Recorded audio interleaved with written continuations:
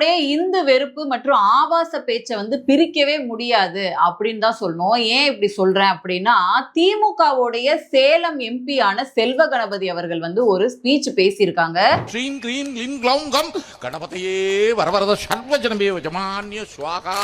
இது சமூக வலைதளங்களை படு வைரல். இந்து மத நம்பிக்கைகளை எப்படி பேசியிருக்காங்க அப்படிங்கறத தான் இந்த காணொலியில பேச போறோம்.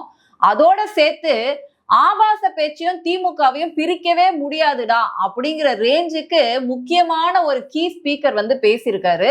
இந்த விவகாரங்களை பத்தி தான் இந்த காணொலியில பார்க்க போறோம். வணக்கம், நான் லோகேஸ்வரி.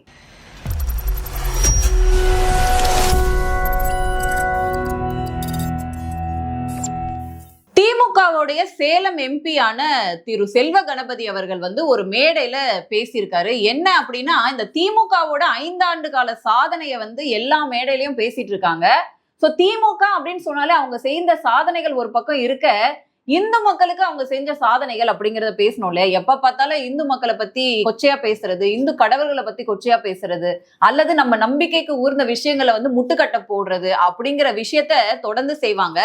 இங்க ஒரு மதம் சார்ந்த நம்பிக்கை மேல கொச்சையா பேச முடியும் அப்படின்னு ஒரு கட்சி இருக்கு அப்படின்னா, ஒட்டுமொத்த தமிழ்நாட்டிலயும் திமுக தான் அதுக்கு ஃபர்ஸ்ட் பிளேஸ் கொடுப்போம் அப்படின்னு சொல்லலாம். ஏன்னா ஒரு எம்பி அப்படிங்கிறவரு எல்லா மக்களுக்குமான எம்பி தான். உங்களுக்கு ஓட்டு போட்டு தேர்ந்தெடுத்த மக்கள் எல்லோருமே பாத்தீங்கன்னா அதுல ஹிந்து இருக்காங்க, முஸ்லீம் இருக்காங்க, கிறிஸ்டியன் இருக்காங்க, எல்லாரும் இருக்காங்க. ஆனா ஒரு மதத்தை மட்டும் நீங்க அட்டாக் பண்ணி பேசுவீங்க அப்படின்ற விஷயத்தை தான் இன்னைக்கு மக்கள் எடுத்து கொந்தளிச்சிட்டு இருக்காங்க.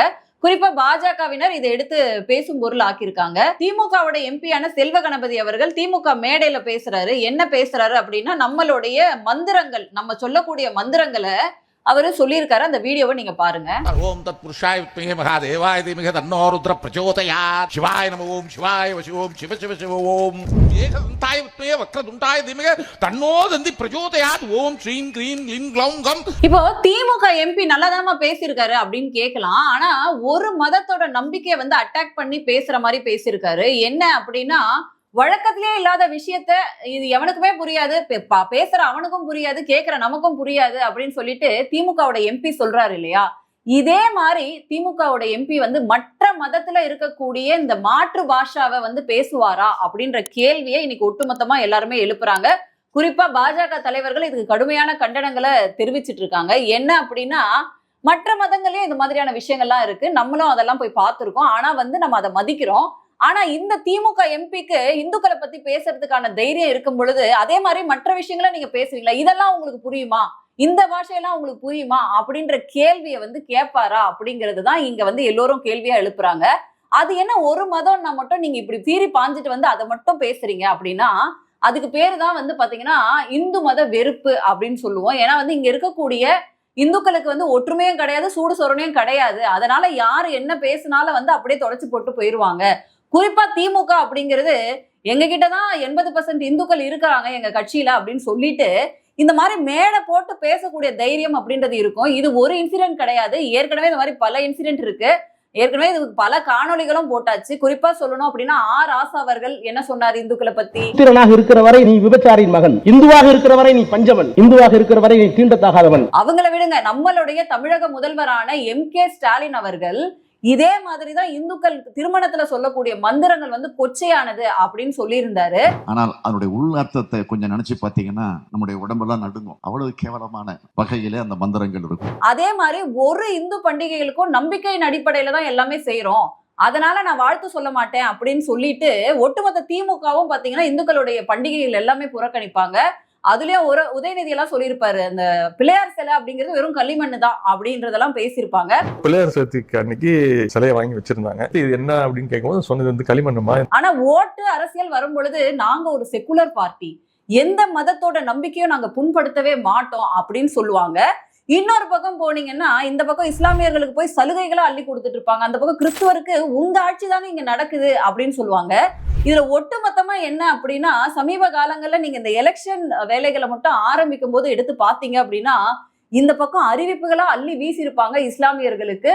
அதே மாதிரி கிறிஸ்துவர்களுக்கும் பாத்தீங்கன்னா அறிவிப்புகளா அள்ளி கொடுத்துட்டு இருப்பாங்க. யாரோட காசு இல்ல அப்படின்னா, ஒட்டுமொத்தமா இங்க இருக்கக்கூடிய இளிச்சவாய்களோட காசுல தான் அப்படின்னு தான் சொல்லணும். ஏன்னா இதெல்லாம் இவங்களுக்கான ஃப்ரீயான வாக்கு வங்கி. ஏன்னா பாஜக உள்ள வந்துரும் அப்படின்ற ஒரு டாக்டிக்ஸை பயன்படுத்தி ஒரு ஃப்ரீ வாக்கு வங்கியாகவே வந்து பாத்தீங்கன்னா சிறுபான்மையினர் வாக்குகளை வந்து வச்சிருக்கு திமுக அப்படின்னு தான் சொல்லணும். அதுக்காக அவங்களெல்லாம் குளிர வைக்கணும் அப்படின்றதுனாலதான் இந்த மாதிரி இந்துக்கள் மந்திரம் எல்லாம் வந்து ரொம்ப கொச்சையானது, இந்து பண்டிகை எல்லாம் கொச்சையானது அப்படின்னு சொல்லிட்டு தான் மட்டும் இல்லாம அரசவையில இருக்கக்கூடிய அனைத்து புலவர்களையும் அனைத்து அமைச்சர்களையும் பாட வைப்பாரு நம்மளுடைய எம்.கே. ஸ்டாலின் அவர்கள் அப்படிங்கறதான் பார்க்க முடியுது. ஏன்னா வந்து இதே எம்.கே. ஸ்டாலின் அவர்கள் கடந்த காலங்களில் சொல்லியிருந்தாங்க, எந்த ஒரு மத நம்பிக்கை பற்றியோ தவறான விஷயங்களை பண்ணா நான் கடுமையான தண்டனைகள் கொடுப்பேன், இரும்பு கரம் கொண்டு அறக்குவேன் அப்படின்னு சொன்னாரு. இப்ப இவங்க இரும்பு கரம் என்ன துருபிடிச்சு போயிடுச்சா அப்படின்ற கேள்வியை வந்து மக்கள் எழுப்புறாங்க. ஏன்னா இந்துக்கள் பத்தி பேசினா மட்டும் வாயை திறக்கவே மாட்டேங்கிறீங்க. குறிப்பா வந்து இவங்களோட உச்சக்கட்ட வெறுப்பு அப்படிங்கறத கோர்ட் வரைக்கும் போய் அடி வாங்கிட்டு வந்திருக்காங்க. என்ன விஷயத்துல நமக்கே தெரியும், திருப்பரங்குன்ற விவகாரம். சோ அந்த அளவுக்கு வெறுப்பு உச்சத்துல இருக்கு அப்படிங்கிறத பாக்குறோம். இவர் மட்டும் தானா அப்படின்னா கிடையாது. பொன்முடி அவர்கள் இதுக்கு முன்னாடி எவ்வளவு அசிங்கமா பேச முடியுமோ அவ்வளவு அசிங்கமா பேசியிருந்தாரு. நீக்கிற மாதிரி நீக்கிட்டு அவருக்கு உயர் பதவி கொடுத்து அழகு பார்க்கக்கூடிய கட்சி என்ன அப்படின்னா அது திமுக தான். இந்த திமுகல இவரை வந்து கீ ஸ்பீக்கரா வச்சிருக்காங்க. ஹாட் ஸ்பீக்கர் இவர் தான். யாருன்னு கேட்டீங்கன்னா சிவாஜி கிருஷ்ணமூர்த்தி அவர்கள். இவர் மேல வந்து கடந்த வாரங்கள்ல வந்து கோர்ட் வந்து ஒரு தீர்ப்பு கொடுத்தது. 3 ஆண்டு ஜெயிலு, அப்புறம் வந்து 20,000 ரூபாய் ஃபைன் அப்படின்னு சொல்லியிருந்தாங்க. எதுக்கு அப்படின்னா இப்படி ஆபாசமா பேசுறதுக்கு தான். நம்ம கவர்னர் அவர்களே பேசியிருந்தாங்க. அவன் மூஞ்ச பார்த்தா தமிழ்நாட்டுக்கார மூஞ்சி மாதிரி இருந்தா. அதுக்கப்புறம் நடிகை குஷ்பு அவர்களை ரொம்ப தரம் தாழ்ந்து விமர்சனம் பண்ணியிருந்தார். நவீன காலத்து கண்ணகி 38 வருஷமா கண்ணகி மாதிரி வாழறேன். அதுக்கப்புறம் எதிர்க்கட்சி தலைவர் எடப்பாடி அவர்கள் மற்றும் அண்ணாமலை அவர்கள் அப்படின்னு சொல்லிட்டு எடப்பாடி பழனிசாமி வாயை பாத்துறீங்களா? எடப்பாடி பழனிசாமி இந்த தவளை கோட்டாலே பெரிய தவளை கோட்டா இருக்கும். எல்லாரும் சகட்டு மேனிக்கு அசிங்கமா மேடை போட்டு திமுக மேடையிலேயே பேசக்கூடிய ஒரு சொற்பொழிவாளர் தான். யாருன்னு கேட்டீங்கன்னா சிவாஜி கிருஷ்ணமூர்த்தி அவர்கள். இவரை வந்து ஏற்கனவே போன வாரம் எல்லாம் வச்சு வெளுன்னு வெளுத்துட்டு இருந்தாங்க. பட் ஆனா இவர் மேல ஏதாச்சும் ஒரு ஆக்ஷன் இது வரைக்கும் திமுக எடுத்திருக்கா? மத்த கட்சிக்குன்னா வரிஞ்சு கட்டிக்கிட்டு பேசக்கூடிய கனிமொழி அக்கா அவர்களும் தமிழிசை தங்கபாண்டியன் போன்றவர்களும் இவர் செய்யக்கூடிய இந்த அக்கப்போர் இந்த பேச்செல்லாம் உண்மையிலேயே நீங்க ரசிக்கிறீங்களா? இதெல்லாம் பார்க்கதான் செய்யறீங்களா அப்படின்ற கேள்வி கேட்கணும். ஏன்னா நம்ம வீட்லயும் பெண்கள் இருக்காங்க, மற்ற கட்சியில இருக்க பெண்களையும் தோழமையோட தான் ட்ரீட் பண்ணுவோம். அதுலயும் குறிப்பா வந்து ஒரு பண்பாளர் அப்படின்னு கனிமொழி அவர்களே எல்லோருமே சொல்லுவாங்க. அந்த கனிமொழி அவர்கள் இவர் பேசுற பேச்செல்லாம் கேட்டுட்டு ரசிச்சுட்டு தான் இருக்காங்களா அப்படின்ற கேள்வி எழுப்பணும். ஏன்னா தென்காசியில ஒரு பேச்சு பேசியிருக்காப்புல, அவ்வளவு அசிங்கமா பேசியிருக்காரு. நீங்களே கேளுங்க. அப்ப எம்ஜிஆர் செத்தா ரெட்டை இலைய ஊர் மேல விட்டீங்க, ஜெயலலிதா செத்தா ரெட்டை இலைய ஊர் மேல விட்டீங்க. இந்த மாதிரி அதிமுகவையும் இதுக்கு முன்னாடி இருந்த ஜெயலலிதா அவர்களையும் சசிகலா அவர்களையும் இவ்வளவு கொச்சையா அசிங்கமா பேசக்கூடிய ஒரு நபரை நீங்க பண்ண 5 ஆண்டு கால சாதனையை விளைக்கிறதுக்காக பேச வைக்கிறீங்க அப்படின்னா இதுதான் திமுகவுடைய தரமா அப்படிங்கிற கேள்வியை வந்து மக்கள் வந்து எழுப்புறாங்க. என்னன்னா அங்க இருக்கிறவங்களுக்கே அது முகசுளிப்பா இருக்கு, அருவருப்பா இருக்கு கேட்கவே. ஏன்னா வந்து நம்ம குழந்தைங்க எல்லாம் கூட இன்னைக்கு சோசியல் மீடியா எல்லாம் பாக்குது. திமுகவோட வரலாறு என்ன அப்படின்னு நாளை பின்ன யாராச்சும் சந்ததியினர் கேட்டாங்கன்னா சிவாஜி கிருஷ்ணமூர்த்தி அவர்களோட பேசின தொகுப்புகளை எடுத்து காட்டினாலே திமுகவோட லட்சணம் என்ன அப்படின்னு தெரியும். உடனே நீங்க முன்னாடி போய் தமிழுக்கு உயிர் கொடுத்தவர்லாம் பேசக்கூடாது. ஏன்னா அவரே வந்து இந்திரா காந்தி அவர்களுடைய மாதவிடாய் பத்தி தவறா பேசியவர் தான். அந்த அளவுக்கு ஹிஸ்டரி இருக்கக்கூடிய திமுகவுக்கு இந்த மாதிரியான கீ ஸ்பீக்கர்ஸ் தான் இருப்பாங்க அப்படிங்கிறதுல எந்த விதமான சந்தேகமும் நமக்கு தேவையில்லை. தொடர்ந்து இது மாதிரி தான் அவர் பேசிட்டு இருப்பாரு. யாரும் எந்த ஆக்ஷனும் எடுக்க மாட்டாங்க. கோர்ட்டாச்சு தலையிட்டு சட்டம் தன் கடமையை செய்தால் நன்றாக இருக்கும் அப்படின்னு சொல்லிக்கிறோம். மீண்டும் வேறொரு காணொலியில சந்திக்கிறேன். நன்றி, வணக்கம்.